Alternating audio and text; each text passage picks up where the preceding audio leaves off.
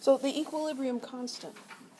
In the video, we talked about, well, how many people are going to be in each population? Is it going to be 50-50 or 60-40?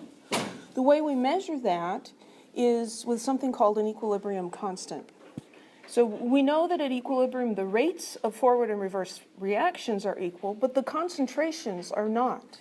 In the Narnia Middle-earth analogy, if the climate was much nicer in Narnia than in Middle-earth, the population would probably not be equal in the two places, right? There would probably be more people who would live in the nice climate because they're willing to put up with more crowding because the climate's nice. So what can we know about those concentrations of reactants and products? We use the equilibrium constant as a way to quantify the relationship between those.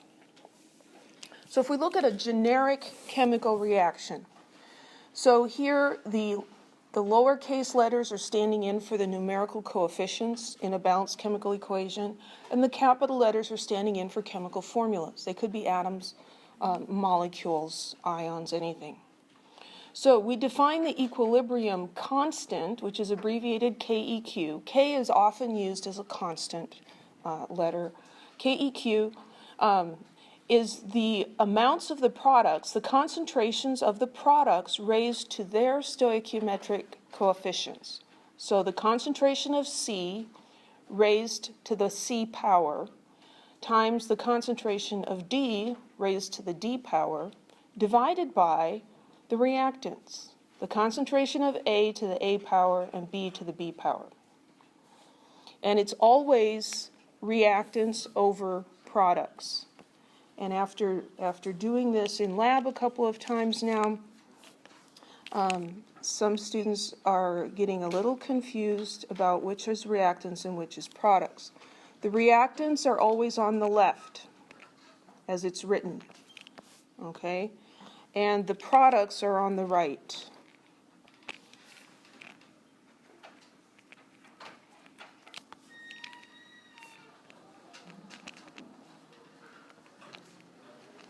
We can write the equation backwards, and then the equilibrium constant is going to look different.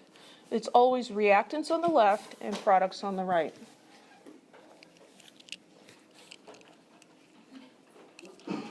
So let's look at an actual example and write an equilibrium expression. Yes? Does it matter which order you write them in? That's a good question. Does it matter which order? Because we're multiplying here, if you did C first and then D, it would be the same. It does matter which you put on the top and the bottom, and how this is written is just reflected how the chemical reaction is written. So you're not going to have to decide that. You'll be given a chemical equation and asked to write the equilibrium constant. Any other questions? So let's look at a specific example. 2 moles of N2O5 are in equilibrium with 4 moles of NO2 and 1 mole of oxygen. So the reactants are on the left side, the products are on the right side. So the equilibrium constant is the concentration of NO2, that's this guy, NO2. Because it has a coefficient of 4, we're raising that concentration to the 4th power. And the reason is because scientists decided to do it that way. Okay, there's no other reason I can give you. And the concentration of oxygen raised to the 1 power. It's an implied 1 here, it's an implied 1 there. Because if you raise it to the 1 power, that doesn't change anything. It's divided by the concentration of the reactant. There's only 1 here, N2O5 squared, because it has a coefficient of 2 in front of it.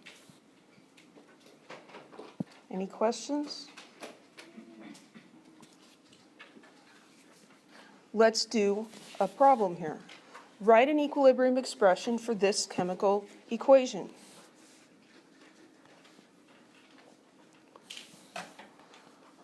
So we're going to write KEQ equals, and then we're going to take the products. Here there's only one product. It's HF. And I'm going to put brackets around it. We'll talk about what that means in just a minute. What's the coefficient on HF? 2. So I'm going to make the exponent 2. And that's going to be divided by the concentrations of the reactants. The reactants are hydrogen and fluorine, H2 and F2. So here I have H2. What's the coefficient on H2? 1. And so then what's the exponent? It's just 1, which we don't need to write. And then F2. So I'm taking the chemical formulas here as they are written in the equation, and I'm just putting brackets around them. The coefficient here, there's no coefficients, implied ones. This coefficient becomes the exponent. This coefficient 2 is not part of the chemical formula. It's telling me there are 2 HF molecules or 2 moles of HF. Are we going to have to balance the equation? Are you going to have to balance the equation? That could happen in homework or on a worksheet. I wouldn't do that on an exam. Yeah. It does have to be a balanced chemical equation, though. Any other questions about this one? So that's the equilibrium expression. Well, what is the importance of this KEQ, this equilibrium constant? It helps us to understand whether the reaction favors the reactants or the products.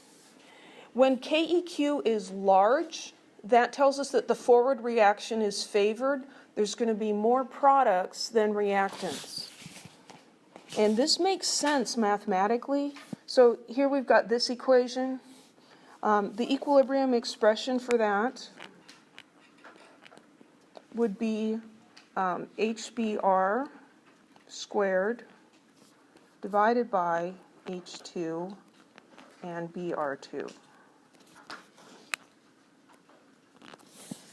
So here, KEQ is large. And when we say large for an equilibrium constant, we mean like crazy huge, ginormous large. 1.9 times 10 to the 19th. That's a huge, huge number. So if this ratio is equal to 1.9 times 10 to the 19th, that tells me that there's got to be a very high concentration of HBr and a very, very small concentration of hydrogen and bromine. The amount of product is very large compared to the amount of reactant at equilibrium. For some of these, there might be so little reactant that you can't even detect it or measure it. If the equilibrium constant is small, and again, we mean really, really small, 4.1 times 10 to the negative 31, that's crazy small. That tells us that the reaction favors, the reverse reaction is favored. There's going to be more reactants than products. If this KEQ were large, I mean it was large, if we did it for this one and KEQ was small, that tells us that the amount of products at equilibrium is very small, the amount of reactants is relatively very large. Does that make sense? Large KEQ says that the reaction goes more towards the products. Small KEQ means it favors the reactants. The reaction does not go very far at all. So here's looking at some pictures of this. So here, this is KEQ being a large number.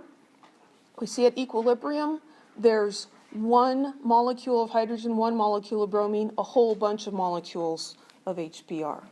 The concentration of the product is much larger, and the concentration of reactants is smaller, so KEQ is a large number. The opposite, KEQ being small, we look at the equilibrium concentrations here, and we see we have mostly unreacted nitrogen and oxygen and only a very little bit of the nitrogen monoxide. The NO concentration very small, the N2 and O2 relatively very large, and so KEQ is a small number. The reaction doesn't go very far. Any questions? So here's a summary. Small KEQ favors the reverse reaction. Large KEQ favors the forward reaction. And if KEQ is about 1, that means that neither is favored, and you're going to end up with roughly equal, not exactly, but somewhat equal concentrations of reactants and products. And when we say about 1, I would consider like 10 and 20 to be about 1 compared to 10 to the minus 31 or 10 to the 19. Okay?